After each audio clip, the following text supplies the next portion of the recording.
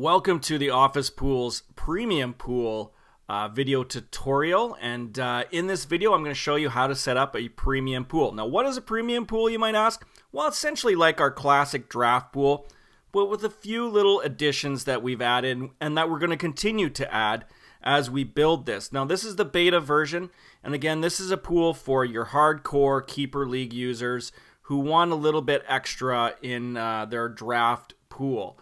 So first things first, this is step one, and here we go. We're going to name our pool. I named mine Premium Pool Test. Just to let you know, don't use any spaces or special characters.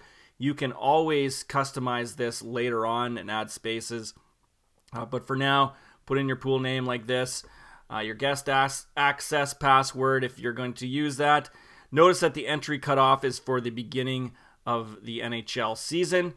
But if you want to give people more time, or maybe you're starting your pool a little bit later, you can change this to whatever suits you best. Click on Advanced. Not really much you can use here, but you can change the scoring start date. Similar to the entry cutoff date, if your pool is starting a little bit later and you want scoring to start on a specific date, not at the beginning of the season, you can change that here. Entry limit probably doesn't apply to you, but if you want to cap how many people can join your pool, you can do that. And time zone, a bunch of other things here. Not hugely important, but that is where you find those little tidbits. So when you are happy, let's move along to our next step, and we go into setting up our scoring.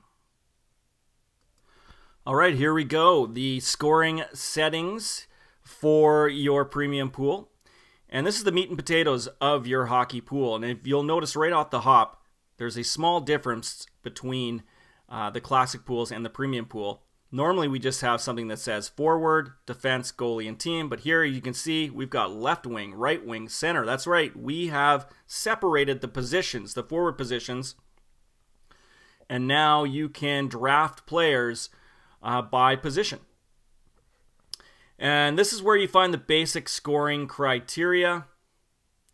Things like goals and assists. As you can see, I've got it set up for 1 point for a goal, 1 point for assist.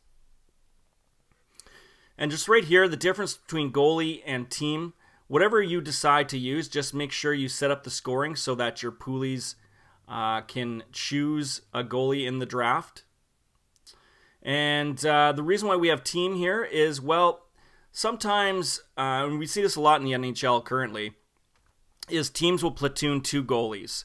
And so instead of you only depending on your one goalie to get you the points in a hockey pool, you can have your poolies just draft a team, and then it doesn't matter who is in net, they get points for their team. So with goalie, you're kind of limited. You're only going to get points for the goalie that you draft, and that's fine for some people, and I know that's a traditional way of playing, but I know some admins would rather just have it set as a team, so no matter who is in net, the poolies get points. Whatever, it's up to you, but just make sure that you set up the scoring first before you invite your poolies to the draft so that they're able to draft that position.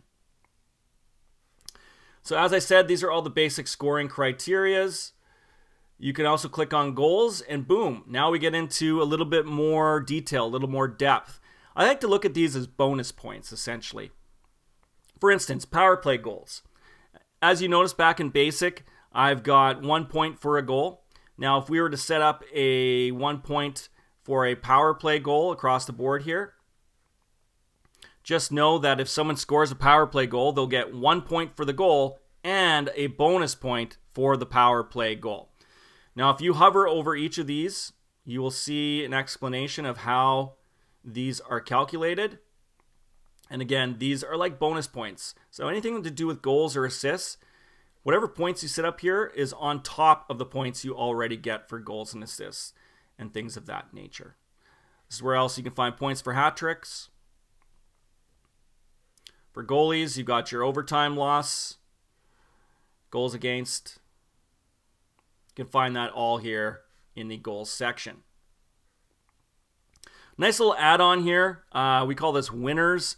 Not a lot of people use this. It's a little bit gimmicky, but some people still like to be able to, you know, put points if your player happens to play on the President Trophy winning hockey team, or the division winners, or if one of your players happens to win the Art Ross Trophy or the Rocket Richard Trophy, they get bonus points. It's a cool little add-on. But again, kind of gimmicky, but some people might want to add a little more extra fun. This is where you can find it in Winners. Now, really quick here, if you were looking for the drop lowest rule, which I'm not sure why you would be in a fantasy keeper league, but in case you're wondering, the drop lowest rule, some admins like to use it where they drop the lowest scoring player from a poolie's total.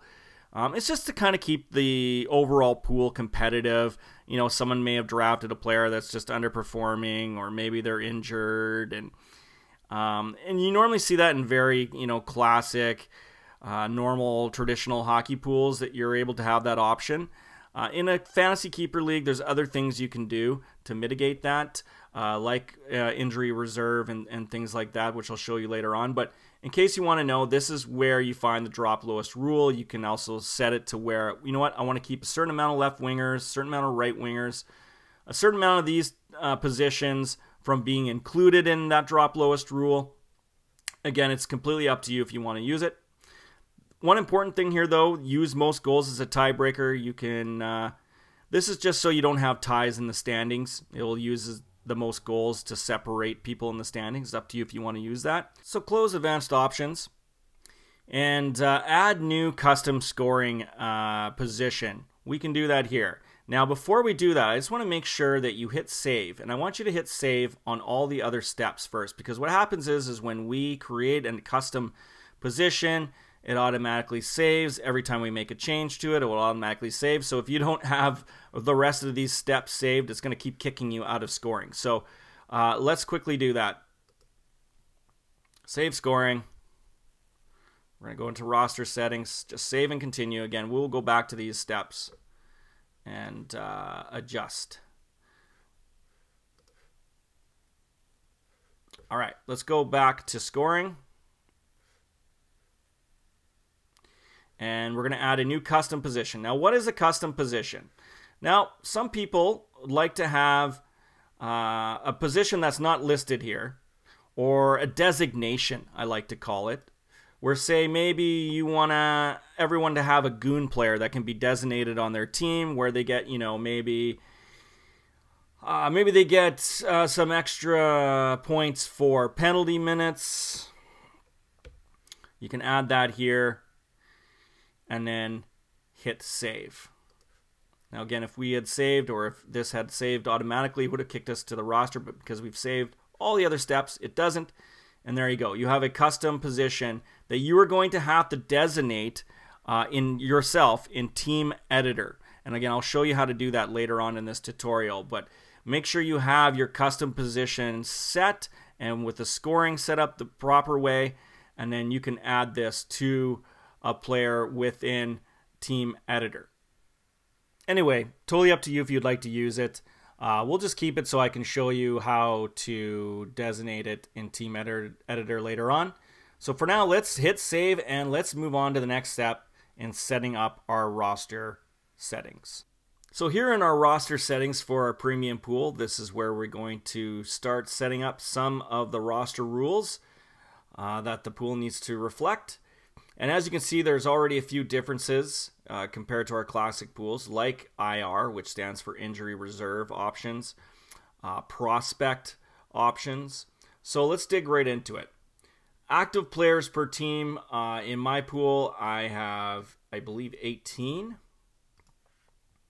Reserve players, which are players that poolies can take off their active roster. They can switch players from their reserves to their active roster, depending on who's playing.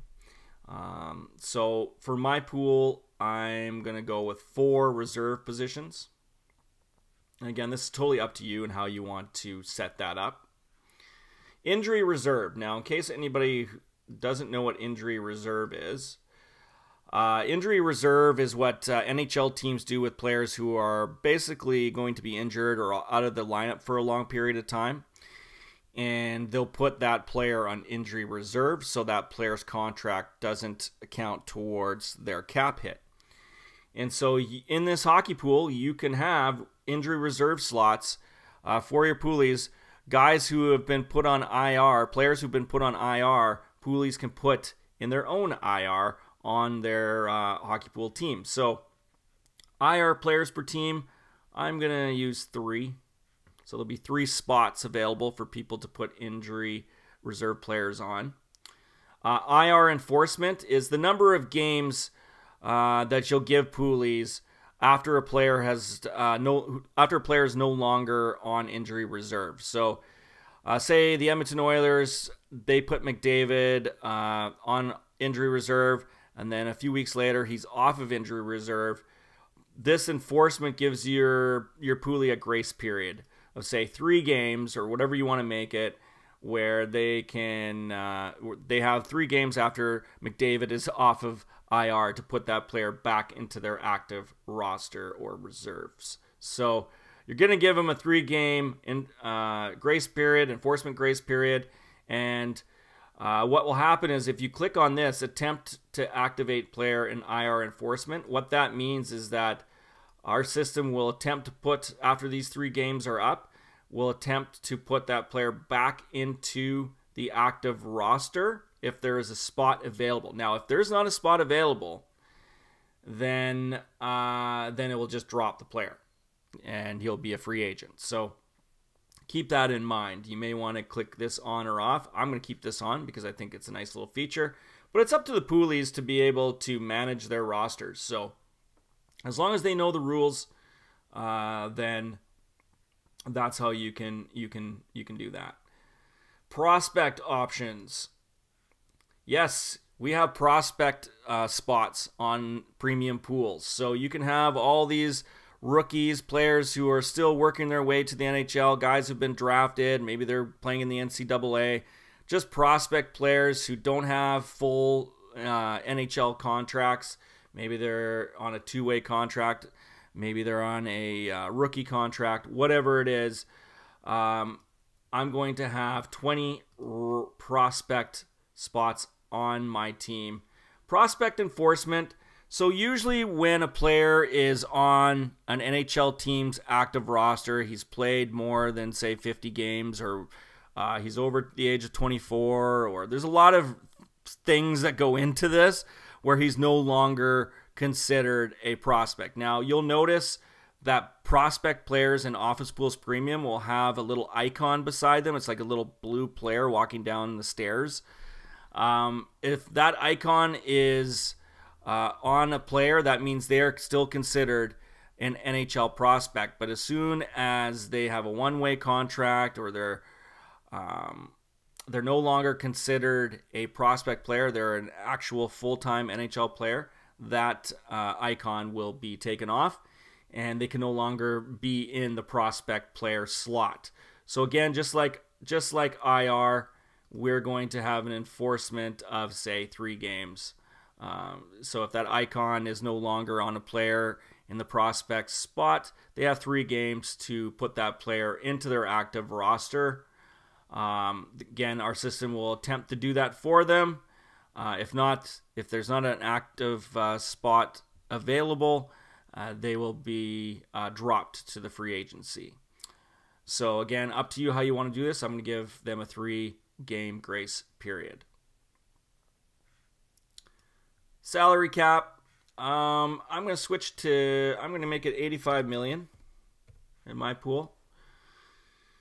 And what type of salary cap? You can use actual salary, you can use cap hit, and we've added average annual value. So there's 3 different options here. I like using AAV, as we like to call it. And again, you can find this information in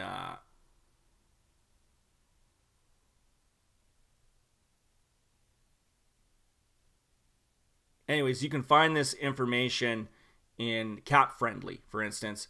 Will give you the AAV value of every player. So I'm going to use AAV.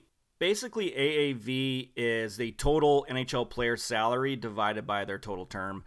It's how a lot of people prefer to play over cap hit. Usually they're about the same, cap hit and AAV, but there are some minor differences. And so I recommend going to capfriendly.com. That'll give you more information. But this is a nice little add-on, having AAV for your premium pool. Moving along here, let's get into the position mix. Just remember that I've got 18 active players. I got 4 reserve players.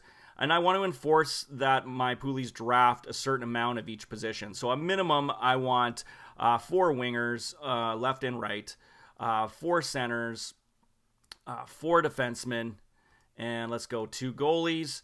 Max picks per NHL team. That just means that you're only allowing your poolies to draft so many players from one team. It's not needed in my pool, but that is an option that you have.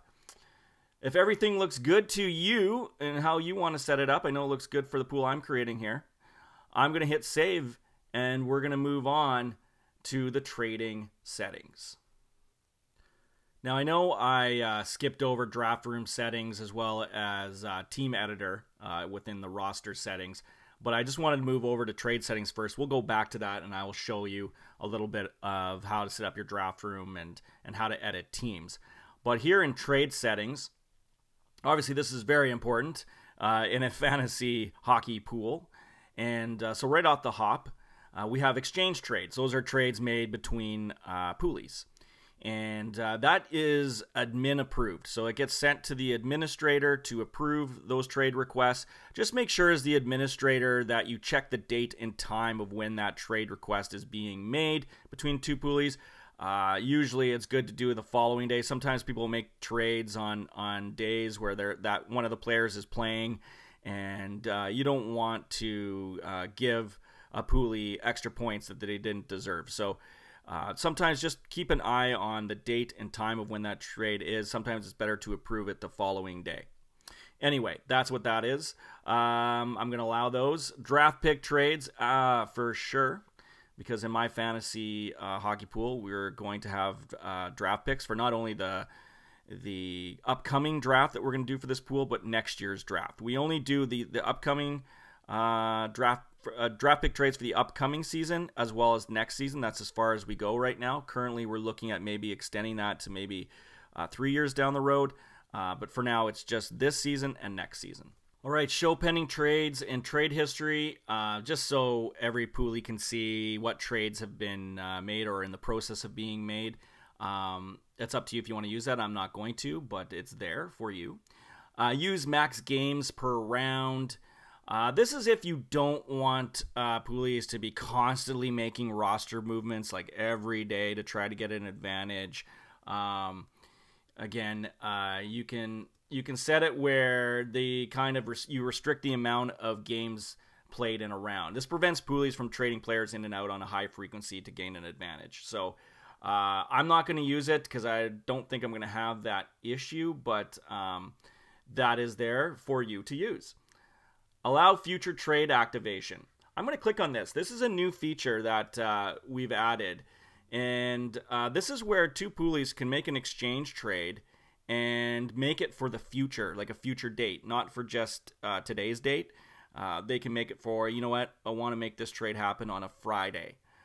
So that's a nice little added feature that we've put in there for admins and users alike. Allow free agent trades, for sure. This is obviously making trades from a poolie's roster to players that are available in free agency that haven't been drafted by other teams.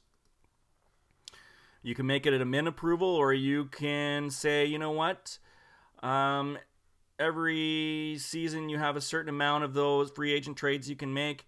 For me, I'm just going to make it so you can make essentially daily free agent trades. I put it at 4, maybe even 10. It doesn't matter. I just want to make sure that people can make free agent trades between now and the end of the season anytime they want. So I think that's enough, 10 a day. And then reserve activation settings. So this is when someone brings up a player from their reserve to an active roster. It's considered a trade on our system. So You do have to, again, just like free agents trades, kind of put how many are you going to allow poolies to make on a daily, weekly, monthly, season. You can even customize basis.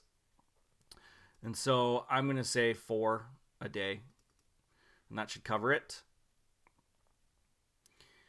IR trade settings allow injured players in IR. So right now we have it set up where only if a player is put on IR by his NHL team, he can go into the injury reserve slot in your poolies team. So you can select this where as long as a player has just an injury tag, doesn't even have to be on IR, he just has an injury, you can put him on injury reserve. I'm not going to do that. I'm going to wait until a player has been assigned that injury reserve status before a poolie can put that player in an IR slot. You can also have players who are suspended. Maybe Brad Marchand gets suspended, and you want to allow poolies to put that player on injury reserve. So again, up to you and how you want to do it. Again, just like before, you can have it admin approved, or you can allow a poolie to have a certain amount per time period. I'm going to say daily, just again, so it's unlimited. No, daily 10, just so poolies can do it at any point during the season. They can put their injury reserve players in the IR slot. Prospect trade settings. Again, this is when you take a prospect up from the prospect spot on your team to the active roster. So you can, again, make it a daily, weekly, seasonal thing. Up to you. I'm going to keep admin approval on this because I just want to watch and make sure that there's no funny business going on. So if someone wants to move a prospect up to their active roster, I want to make sure I approve that first, and I can kind of keep control of some of the movement going on in my pool. So when this is all done, and again, this is the way I'm setting up my pool, but in a way I'm just explaining to you how this all works. Make it your own and have your own rules. But that is trade settings. Let's move on. All right, here in the messaging settings, this is pretty straightforward. Enable trash talk. This is the chat function that we have in all pools where poolies can just talk to each other in a very public way. I like that. It adds a little bit of fun if you can keep it clean. And so I'm going to allow that. Allow private messaging between poolies. Absolutely. If they want to message each other, make trade requests, I'll keep that going. Receive team claim emails. This is when a poolie claims their team. Now, for fantasy hockey, I don't know how worthwhile that is, and I really don't want those types of emails, so I'm just going to not allow that. Receive trade emails. So as the administrator, I would get emails for trades that are not auto-approved trades. So anything that it needs admin approval, I will get those emails. So I did have a couple trades that were functions that were admin approval. So I'm going to keep that. I do want to get an email and hopefully approve those trades in a quick and accurate fashion. So when you're done with that, hit save. There's a couple other little settings here in messaging. If you click on broadcast message, you can create a message for all your poolies, and they see it as soon as they log into the pool. It'll also be sent to their email. You can say, hey, welcome everybody, or hey, I'm going to be on vacation, or blah, blah, blah. Whatever you want, you can send it via broadcast message. And you also can have an expiry date on that when you want that message to expire. Pool info messages. This is a good place to write out what you're giving away for prizes or some of the rules. Maybe you want something that's in the nightly email message. You can put that here, and just to let you know, poolies can access this information in their pool details tab. So again, this is a good place to put in the prizing and maybe some of the rules and some just whatever kind of information you deem valuable for your pool. When that's all said and done, and you're happy with how everything is set up, Hit save, and let's move on to invites. Now here on the invitations page, this is where you send people an invite. Now most people use the shareable invite link. You just copy this to your clipboard. You can send that via text, social media, carrier pigeon, however you want. This is a very important link. People click on that, they sign in, and they give themselves a team name, and they look at the draft room time, and just get all set up for your fantasy hockey pool. Now you can do that, or you can send people an email. You can put in email addresses and click send, and it will send a personal invite link to people that way as well. It's two ways of going about inviting people. Now, just to let you know, with a Fantasy Keeper League, what happens is once you've created a pool and you've invited people and they've got their teams all set up, everything is done, they can just keep going back to their dashboard and finding the pool and clicking on it, and they'll have access to that all season long, but also all year long. So the difference between premium pools and classic pools is that with premium pools, your pool is going to be open well past the regular season into the summer, and then our system will actually automatically copy your pool over to next year's season. So it's easy for you. All poolies have to do is be invited once.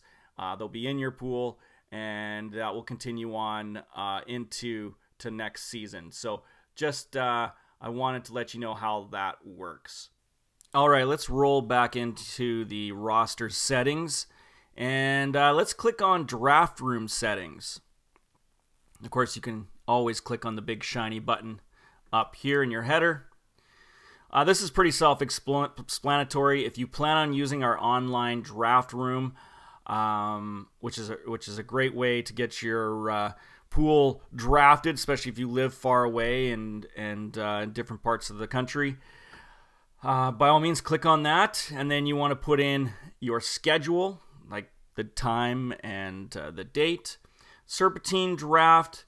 Serpentine draft is it goes like first pick to the last pick, and then it starts, the next round starts the last pick to the first pick. It just goes back and forth each round, from first to last, last to first.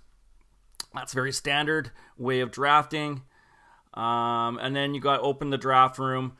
I like to keep it open, and then I let people know that they can jump in and play around with inside the draft room, get a feel for it. I highly recommend that before you use our draft room, you read about it up here in our support center, and allow your poolies to play around inside, as well as yourself as the administrator. To get a look and to kind of get a feel for how it works. It's not super complicated, but if you're not super tech savvy or you're just you've never done it before, always be prepared. I believe we're going to have a tutorial video coming as well of how to use our draft room from a user point of view as well as administrator. So draft room timer, you can put to, right now its defaults to 120 seconds, 2 minutes. So some people like to just do 60 seconds. This just keeps your draft going, quite frankly, when the 60 seconds goes up, it just notifies you. That's it. Doesn't do anything. It's up to you as the administrator to how you want to enforce the time limit. This is just basically a timer, and it counts down. That's it. But at least all your poolies know how much time they have before they make their pick. So once you have your draft room set, hit save. All right, once we are done with the draft room settings, let's click on draft order here. Just want to show you really quick. Normally you'll have a bunch of other teams here. I just have one. But this is where, as the admin, you can change the draft order. You can move teams around. You can randomize. And then once you're happy with the draft order, before your draft starts, hit save, and that's where you do that. Let's hit save. I'm going to show you some other extra goodies. Here in roster, we also have team list. If you click on this, you'll have a whole bunch of poolies, their teams, their real name, their email address, You can click on all of them. You can send them an email or a message right there. You can mark them as paid, put in notes. This is where you can kind of just keep track of everybody. If you go into Team Editor, now remember in scoring, I was telling you about the custom scoring position that you can create and you can assign to a player. Say your poolie wants one of their players to be assigned to the special goon position that we created. You find the player here in the Team Editor, and there it is. There's the goon position. You can add it to whatever player has been designated as such, and they will get the customized scoring that you created. You can also change positions here. Maybe you don't really want them as a right winger. They're more of a left winger, and maybe our system and our feed has them as a right winger. Up to you. That's where you do that. Just to let you know, any changes you make here as an administrator, whatever player you take out and replace with, that new player will actually, all his points will count. So this is not where you make trades, okay? This is where you edit teams before, you know, the scoring period starts. But you don't want to do, or you don't want to fool around in here too much while the season is going on, because you can make a bit of a mess of it. So just so you know, here we'll actually tell you if a player has been traded. It'll give you that information. There's a, play around here. It's pretty self-explanatory. When you're all done, hit save. I do want to show you here in general settings, you can actually do a little bit of customization to your pool by clicking on customization. You can rename your pool with spaces this time. You can also choose a logo here. Put in the web URL for that logo so people can click on it. So if you're a company, an organization, you want people to have access to your website, that's where you can do that.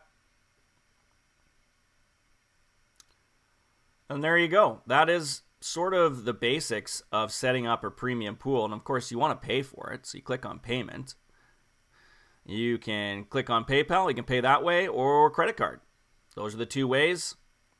Once you've done that, you're all set. This is how you set up a premium pool. And there are other videos I'm going to put out of how to use trades. We have a new trade system, which I'll show you, as well as how to use IR in your minor league roster. I'll have some separate videos on that, which you'll find on our YouTube page. If you ever have any questions, hit us up. Help@Officepools.com. Help@Officepools.com. We're happy to answer any of your questions. You can even find us on social media. Connect to us on Twitter, Facebook, Instagram, whatever you like. We're always here to help you out, and we're always going to create more videos to show you how to use things. And of course, you can always use and go into our support center up here. But yes, that concludes this tutorial on how to set up a basic premium pool. We are always going to be looking for ways to improve this. So it is a beta right now as I record this. And so we're asking you to give us some feedback, some things that you'd like to see. Just know that we're going to be adding more options, some great add-ons in the coming months and year. And we're hoping that we can get this up to a level that all these hardcore fantasy poolies and keeper leagues will enjoy. So I appreciate you watching this video. And thank you very much. And thanks for using Officepools.com.